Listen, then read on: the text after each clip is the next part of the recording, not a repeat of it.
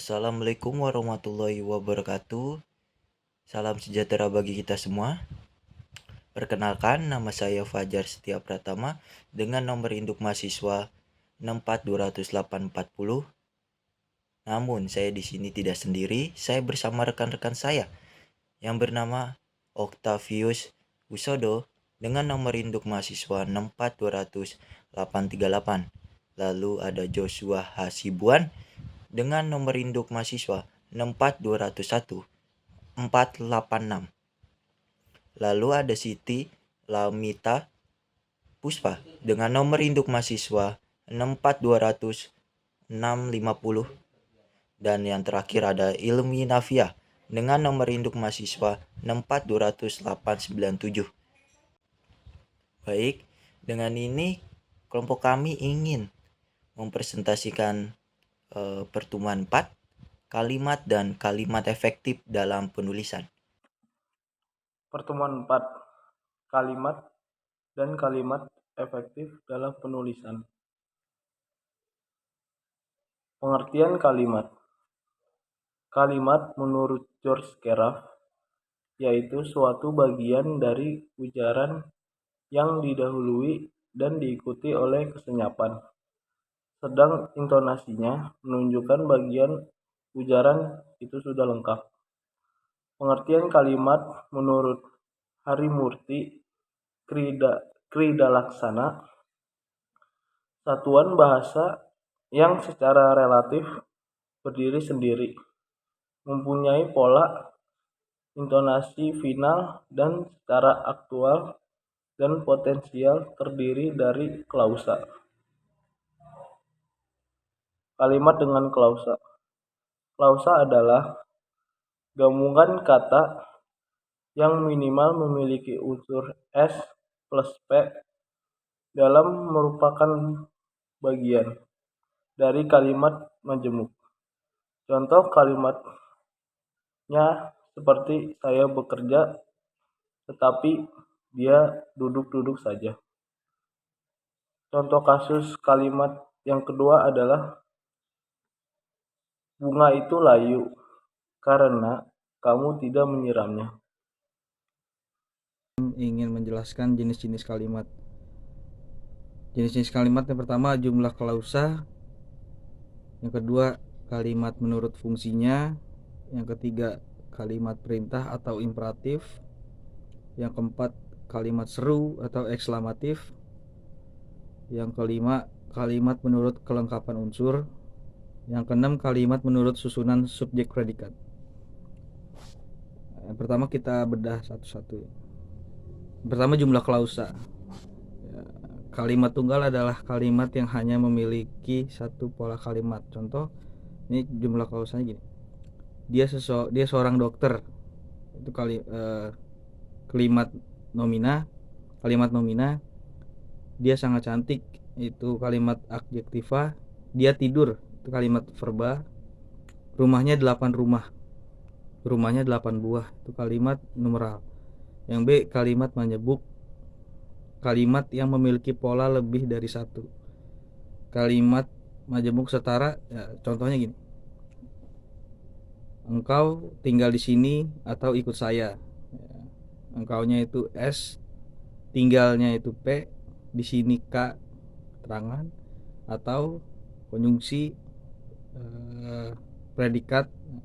Terus polanya tuh S, P, K, konjungsi P, pel. Kalimat fungsinya. Menurut fungsinya, kalimat berita atau deklaratif adalah kalimat yang isinya sebuah pemberitaan dan diakhiri dengan tanda baca titik. Contoh, perayaan HUT RI ke-65 berlangsung meriah. Yang kedua, kalimat tanya atau integratif adalah kalimat yang menggunakan kata tanya, berisikan sebuah pertanyaan dan diakhiri dengan tanda baca tanya. Contoh, apakah perayaan HUT RI ke-65 berlangsung dengan meriah? Dan selanjutnya kalimat perintah atau imperatif. Kalimat perintah atau imperatif adalah kalimat yang berisikan menyuruh atau melarang seseorang melakukan sesuatu, diakhiri dengan tanda baca seru. Contoh, pergilah kamu sekarang. Atau yang kedua, ayo cari buku itu sampai ketemu. Dan yang ketiga, jangan merokok. Kalimat perintah dapat dibagi menjadi beberapa jenis. Jenis-jenis kalimat perintah beserta contohnya. Kalimat permintaan contohnya, coba tuliskan hasil rapat hari ini gitu. Yang kedua, kalimat ajakan contohnya, yuk kita jalan sekarang. Yang ketiga, kalimat perintah biasa contohnya kayak ambilkan baju itu. Kalimat seru atau ekslamatif. Kalimat seru adalah kalimat yang berisikan ungkapan secara emosi yang kuat dan diakhiri dengan tanda baca seru. Contohnya, aduh saya terpleset. Kalimat seru dapat dibuat menggunakan beberapa cara, yaitu yang pertama dengan penambahan partikel pada predikatnya. Yang kedua, dengan penambahan kata seru pada predikatnya. Yang ketiga, dengan mengubah pola kalimat. Kalimat menurut kelengkapan unsur. Yang pertama, kalimat teks lengkap, kalimat minor. Konteks wacana pembicara sudah diketahui antara pelaku komunikasi. Contoh, pembeli minta 1 kilo bu, penjual 35.000 sambil menyerahkan barang. 35.000 merupakan bagian dari bentuk lengkap Anda harus membayar 35.000. Yang kedua, kalimat lengkap, kalimat mayor. Kalimat yang lengkap unsur-unsur pembentuknya. Contoh, ayah membaca koran. Kalimat menurut susunan subjek predikat. Yang A, kalimat inversi unsur P mendahului S. Contoh, matikan televisi itu. Matikan P, televisi itu S. Menangis pacarku kemarin karena sedihnya. Menangis P, pacarku S. Kemarin K, karena sedihnya K. Yang B, kalimat versi S plus P. Televisi itu dimatikan. S plus P, kemarin pacarku menangis karena sedih. Pacarku keterangan, menangis S karena P sedih keterangan. Kalimat tunggal. Kalimat tunggal ialah sebuah kalimat bahasa Indonesia yang hanya memiliki satu struktur, subjek, predikat maupun satu klausa. Kalimat tunggal tersusun dengan rapi dan baik dengan inti maupun tanpa inti. Jenis-jenis kalimat tunggal. Berpredikat verba dapat dibagi menjadi 3, yaitu yang pertama verba semitransitif, kedua verba transitif, ketiga verba intransitif. Kalimat majemuk setara. Kalimat majemuk yang pertama ialah kalimat majemuk setara. Kalimat majemuk setara ialah sebuah kalimat yang tersusun oleh dua klausa yang saling berkaitan secara setara. Kesetaraan dalam klausa tersebut dapat digambarkan menjadi sebuah pola. Kalimat majemuk setara dengan penjumlahan. Dalam kalimat ini menggunakan kata penghubung serta, baik maupun dan atau. Apabila dilihat dari jenis hubungan penjumlahan, maka dapat dijelaskan sebagai sebab akibat, urutan waktu, perluasan, maupun pertentangan. Kalimat majemuk setara dengan memilih. Dalam kalimat ini menggunakan kata penghubung atau misalnya, mereka dapat memakan buah ini atau minum jus buah itu. Kalimat majemuk setara dengan perlawanan. Kalimat majemuk setara yang mempunyai hubungan dengan perlawanan memiliki makna penguatan. Misalnya, Riko belum selesai kuliah tetapi berhasil mendirikan usahanya dengan omset jutaan rupiah. Kalimat majemuk bertingkat. Kalimat majemuk bertingkat ialah jenis kalimat tunggal yang diperluas menjadi sebuah klausa yang baru. Berikut jenis-jenis kata sambung. Sehabis atau sebelum, kata penghubung yang menyatakan urutan waktu. Sejak, kata penghubung yang menyatakan ikatan waktu.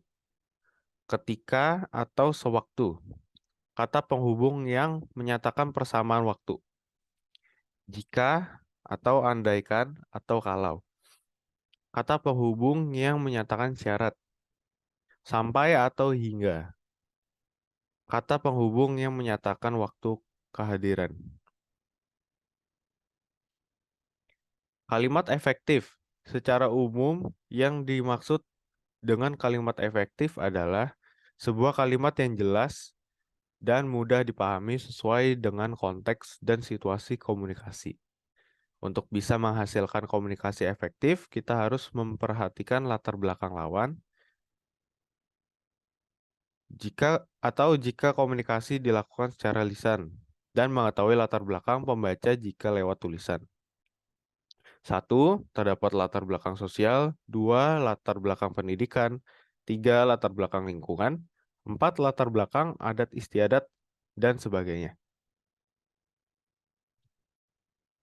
Persyaratan dan fungsi kalimat efektif. 1. Syarat-syarat efektif kalimat.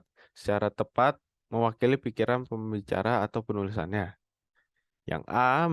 Yang mengemukakan pemahaman yang sama tepatnya antara pikiran pendengar atau pembaca dengan yang dipikirkan pembaca atau penulisnya. B. Kalimat efektif memiliki persyaratan dan fungsi yang kesemuanya saling berkaitan. 2. Fungsi gramatikal dalam kalimat efektif atau kesatuan fungsi gramatikal. Fungsi gramatikal alat atau unsur struktur dalam kalimat dikenal dengan istilah subjek, predikat, objek, pelengkap, dan keterangan yang dirumuskan atau disingkat menjadi S plus P plus O plus keterangan juga. S adalah subjek, P adalah predikat, O ada objek, P adalah pelengkap, keterangan adalah keterangan. Baik, slide selanjutnya ada kepanduan koherensi dalam kalimat. Kepanduan atau koherensi dalam kalimat efektif adalah hubungan timbal balik atau hubungan kedua arah di antara kata atau frasa dengan jelas, benar, dan logis.